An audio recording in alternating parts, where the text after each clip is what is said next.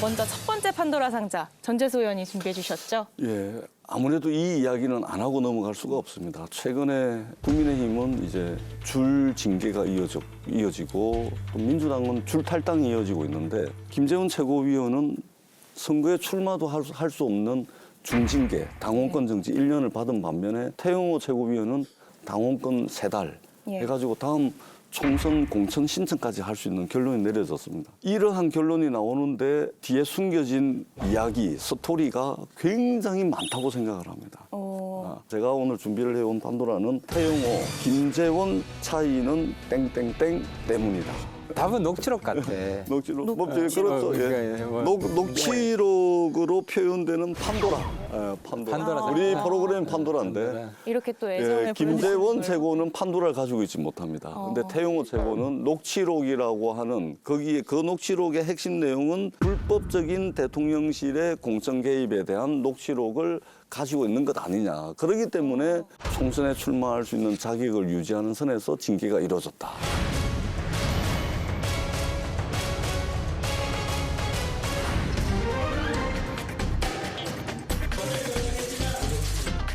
지금은 윤리위원회의 소명 요구에 충실하게 소명하는 단계입니다. 제 모든 것을 걸고 말씀드리겠습니다. 그동안의 모든 논란은 전적으로 저의 책임입니다. 당과 대통령실의 큰 누가 된 점 진심으로 사죄드립니다.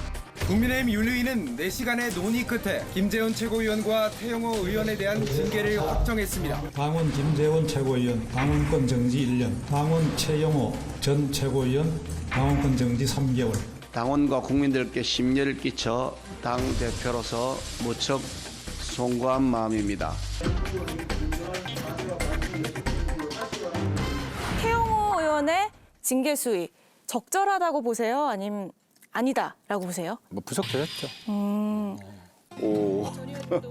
아니 우리 하태경 의원님께서 부적절하다고 말씀하실 정도면 저희들 보기에는 엄청 더 부적절합니다. 제가 볼 때 둘 다. 둘 다 김재원 최고위원의 징계 좀더 수위도 강하게 확실하게 끊었어야 됐는데 동료 의원이었고 예. 온종주의가 좀 작동한 것 같기도 하고 최고위원 사태가 윤리위원들한테는 크게 작동했어요. 예. 제가 이제 끝나고 이제 징계 발표가 되고 이제 윤리위원 뭐 아는 사람도 있으니까 물어보니까 김재원 최고도 최고위원 사퇴를 했으면 뭐 비슷하게 그러니까 두 사안을 거의 똑같이 본 거예요. 그런데 이제 정치인들 중에 직업병이 자꾸 음모론에 빠지는 게 있어요. 음모론에 솔직히 저는 그래요. 좀 뭐 근거가 있어야 예. 추리로 정치를 하면 안 되거든요. 예. 기자들은 무슨 팩트가 있어야 쓰잖아요. 예, 근데 정치인들은 팩트 없어도 소설 써. 의혹 제기만. 왜냐하면 국민들은 스토리가 재밌으면 꽂힐 수가 있거든요. 예. 우리 하태경 의원님께서 정치권의 음모론 말씀을 많이 하셨는데 사실은 국민의힘 윤리위원회가 음모론의 진원지입니다.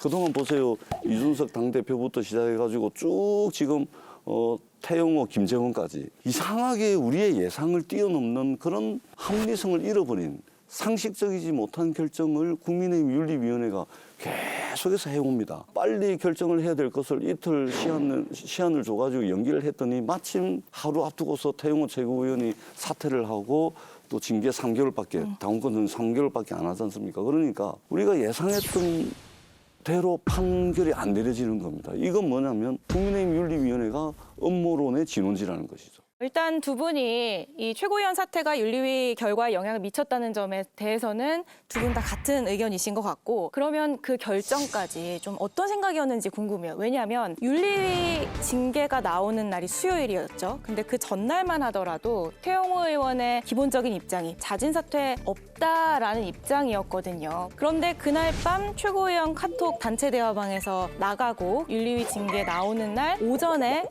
전격 사퇴 기자회견을 엽니다. 이 하루 사이에 무슨 일이 있었는지 제가 잘 있었다고 아는데 말씀해 주시죠. 그러니까 이제 동료 의원들이 만나서도 이야기하고 전화로도 이야기하고 설득이 있었다. 그렇게 당하고 부딪히는 것보다는 최고위원 사퇴를 해라. 이렇게 권유를 많이 했어요. 자진 사퇴하면 다음 공천이 보장돼 있다는 어떤 일종의 거래가 있었던 거 아니냐. 이거는 터무니없는 고려를 할 주장이다라는 수가 없어. 건가요? 그러니까 이게 공천을 겪어본 사람은 알 텐데 공천 때 누가 공천 현장이 될지도 모르고 총선을 앞두고 있으면 우리 지지율을 올려야 되잖아요. 예. 그럼 뻔한 사람 하면 안 됩니다. 공천위원장부터 예. 뭔가 좀 점수를 딸 만한 사람이 들어와야 되고 또 공천위원장 입장에서는 자기 명예가 달린 일이잖아요. 공천위원장 잘못하면 평생 불명예가 됩니다. 강남갑 공천 받을 가능성 제로다. 제로다. 제로. 다른 지역도 제로입니까? 제가 뭐 어떤 특정 지역을 말할 수는 없지만 제가 볼 때는 태영호 의원이 호남에 내려가지는 않을 거 아니에요. 그러니까 굉장히 합리적 수준에서 공천이 진행되기를 바라는 우리 하태경 의원님의 희망사항일 겁니다. 예, 왜냐하면 지금 여의도 주변에서는 이미 검사들로 이루어진 윤석열 사단이 다 채비를 하고 있다라는 이야기가 이미 차고 넘칩니다. 그러다 보니까 국민의힘 지금 현역 의원들 같은 경우는 조마조마하죠. 그러니까 국민의힘 의원들이 기회가 될 때마다 합리적으로 공천이 돼야 되고 그리고 그 길만이 국민의힘이 살 길이다라고 계속해서 말씀을 하시는 거예요. 지금 하태경 의원님 말씀도 그 말씀이에요. 그러니까 맞는 말씀이거든요. 그런데 공천이 그렇게 되겠습니까? 예를 들면 대통령과 대통령실과 윤핵관들이 자기 사람들을 심기 위해서 공천 영향력을 행사하고 할 수밖에 없을 겁니다. 그렇기 때문에 지금 태영호 의원이 어떤 판도라를 쥐고 있는지 이진복 수석의 녹취록을 태영호 개인의 거짓말로 치고 태영호는 추가적인 폭로 안 하고 강남이든 강남보다 더 쉬운 곳에 공천을 받는 걸로 했을 가능성이 많다라고 유승민 의원도 주장을 하고 있고 저희들도 그렇게 보는 이유거든요. 유승민 전 의원 얘기가 나와서 얘기를 하면은 징계 결과가 나온 밤에 바로 유승민 전 의원이 SNS 글을 올렸습니다. 공정과 상식에 비추어 납득이 안 된다. 결국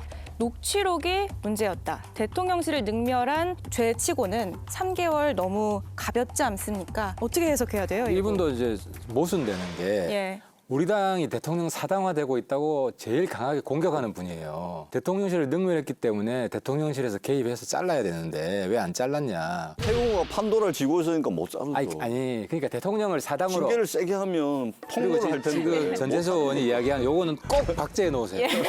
강남 같은 데 공천 받는지. 절대 못 받습니다.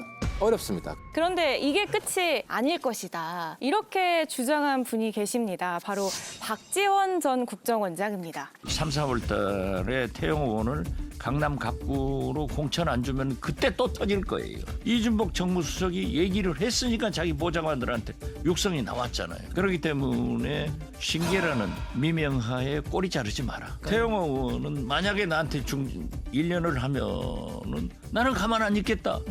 이렇게 했을 거예요. 그리고 내년 4월에 태영호 의원 제 방송 잘 들으세요. 4월에 강남 갑 안 주면 불어. 불어야지. 근데 박지원 전 원장도 국정원장 했던 분이 말이 그렇게 많은 것도 이례적이고 적어도 대한민국 국회의원이거나 중요한 공직을 지내신 분들은 어느 정도의 근거를 가지고 말씀하셔야 된다. 말을 지어내는 이 정도 해도 되죠. 정치 그러니까 이게 정치주의의 문제인데 저는 이제 허위 사실 명예훼손도 좀 강화될 필요가 있다. 가짜 뉴스가 판을 칩니다. 최소한의 근거라도 뭐가 있어야 되는데 전재수 의원이 제시할 수 있는 구체적 근거는 하나도 없어요. 오로지 내 추리가 합리적이다. 본인 생각할 때 합리적이겠지. 근거가 있어야 합리적이지. 근거가 하나도 없는데 합리적일 수가 없다. 아니 제가 여기 나오려고 국민의힘에서 전당대회 할 때 대통령실이 어떤 개입을 했는지 제가 쭉 시간 순서대로 나열을 해가 봤더니 이렇게 쭉 있어. 이렇게 많아요. 이렇게. 쭉 시간 순서대로 나열을 해가 봤더니 이렇게 쭉 있어. 이렇게 많아요. 이렇게. 내가 먼저 이렇게 많아요. 그렇기 때문에 이렇게 이야기를 하면 이것은 대통령실의 불법적인 공천 개입일 가능성이 많다라고 제가 주장을 하면 거기 그럴 수도 있지. 이렇게 판단하는 국민들이 많다는 겁니다. 말 나온 김에 총선 이야기 두 현역 의원님들을 모셨으니까 총선 이야기를 조금 해볼게요. 이번 총선에서 의외의 인물이 나올 가능성 더 있을까요? 그건 조민 정유라겠던데.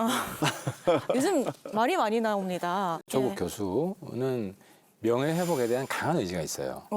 강한 의지가 있는데 재판 중이거든요. 네. 그러면 자기를 대신해서 예. 보통 이제 부인이 나오는 경우가 있거든요. 근데 부인은 이제 감옥에 있기 때문에 가족들은 네가 우리 가족의 명예를 회복해야 된다. 그러니까 나가달라. 이런 요구를 충분히 할 수 있다고 봐요. 네. 뭐 그런 게 이색 인물이 될 수 있겠죠. 그러면 나올 가능성이 남아 있다고 보시는 거네요. 저는 조민 양이 받는 압력이 훨씬 크다.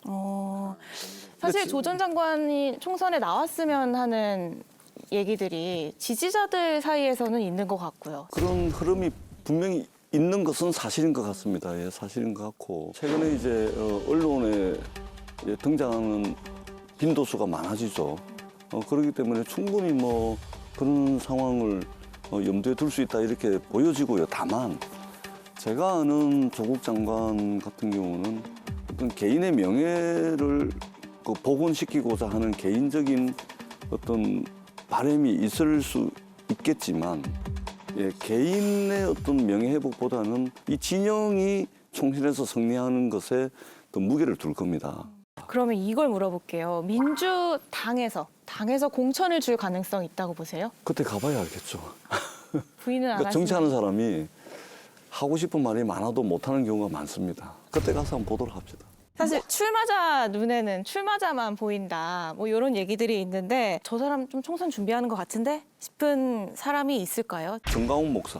네. 저분이 성직자임에도 불구하고 끊임없이 국민의힘 내에 지분이 있는 것처럼 발언하고 지분이 있는 것처럼 당당하게 이제 정치적 주장을 펼치지 않습니까? 이유가 뭐겠습니까? 그것은 내년 총선 때문에 그런 것이거든요. 그리고 저분이 자기 생각에는 자기가 생각하는 것이 우리 사회가 나아갈 길이다라는 확신에 차 있는 것 같아요.